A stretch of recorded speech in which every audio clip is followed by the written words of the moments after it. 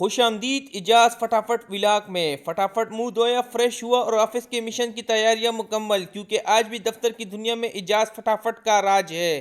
جیسے ہی گلی میں نکلا تو فون کی گھنٹی بجی۔ ادھر سے دوست بولا بھائی آج بائک نہیں رشکے میں چلتے ہیں۔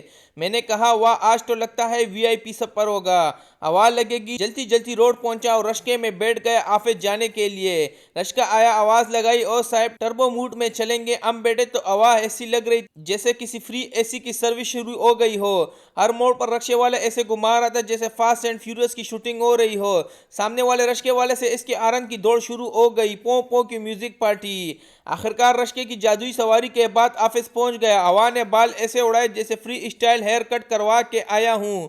ڈرائیور نے بھی ایسا بریک مارا کہ دل نے کہا اللہ خیر، لیکن فٹافٹ اسٹائل میں بھی پھر بولا چلو بھائی آج بھی دن جیت لیا۔ آفس پہنچ کر جلدی سے ایک گلاس ٹھنڈا پانی پیا اور دل گارڈن ہو گیا۔ اپنے ٹیبل پر پہنچا اور کام کو فٹافٹ سے شروع کیا۔